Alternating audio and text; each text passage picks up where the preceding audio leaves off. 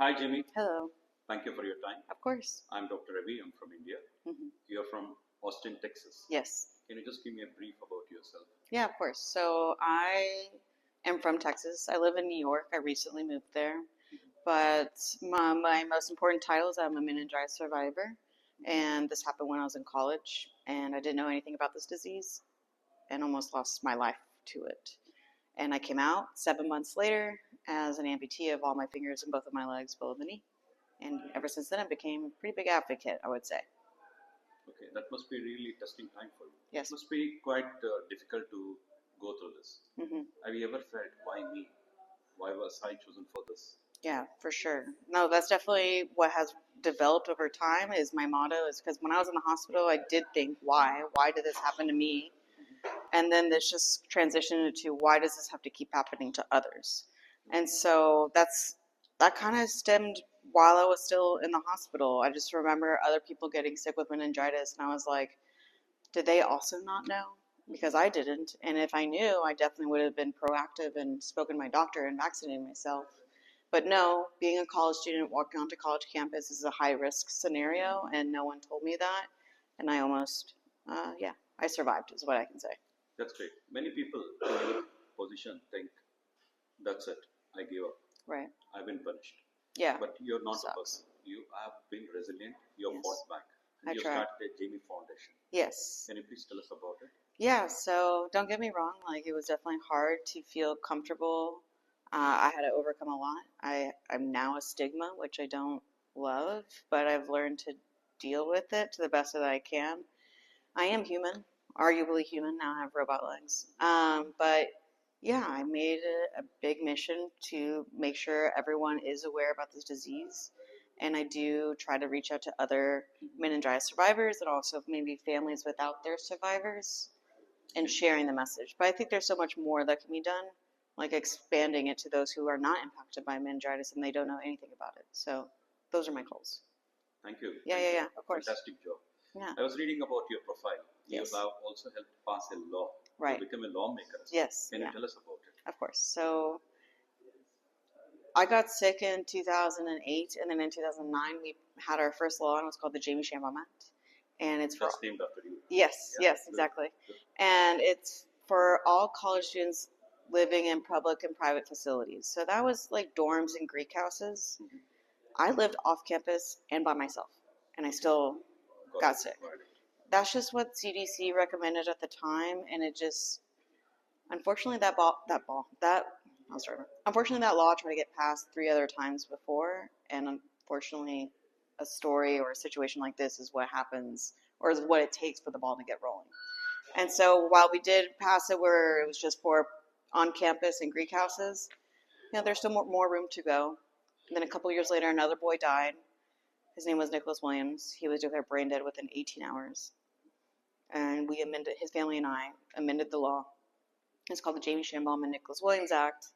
And it's for all college students in the state of Texas to be vaccinated. And that was the first law of its kind in America. So I've heard that meningococcal meningitis can kill a person within 4 hours. Yeah. And today we have heard a lot of stories about similar things. Yes. A lot of Indians come to US to study and work. Do you have any message for them? Meningococcal meningitis is not very well known in India. So something that was mentioned for a quick second earlier, which is a good indicator of knowing if someone has meningitis, is the shot glass test. Have you heard about this? Yep. So you'll commonly hear about the petechiae rash that comes up to surface. I mean, if you have anything red and you put pressure on it, it gets white and then your color comes back. On the shot glass test, which is basically you're putting pressure and you can see through it, if the color stays the same, we say go get medical attention immediately. But aside from that, like my petechiae rash didn't come in until a couple hours after me being admitted into the hospital. And that's the thing about meningitis. It's so commonly misdiagnosed. Someone could get in maybe too early into the hospital and they're told to go home. You just never know. And I got in at the sweet spot. There was a nurse there that guessed I had meningitis. I came in fetal position, freezing, shaking, and did not know how I would survive.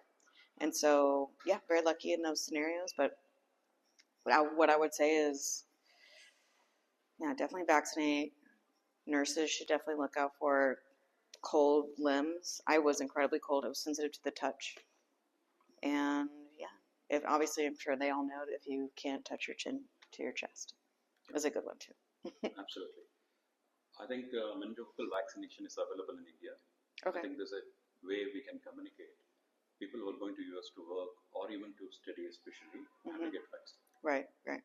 Oh, sorry, just keep going. Yeah. Before we wind up, from your advocacy, what are you doing next? What's happening? Yes, so there's always more work to be done, and unfortunately, I feel like this culture that we live in, it's becoming a little more sensitive, but at the same time, people are wanting information.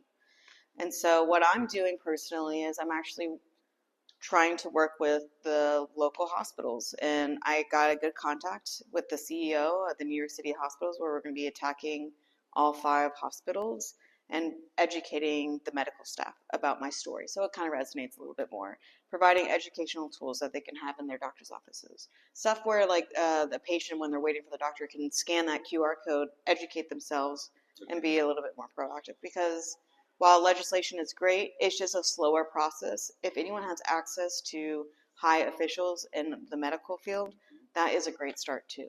People think it just has to be a law, not necessarily. Your impact, if you can, have your story, we have important stories, and we want to make sure that other people are aware of it, and that's powerful. And if we can share that, I think that's what's going to help defeat meningitis eventually.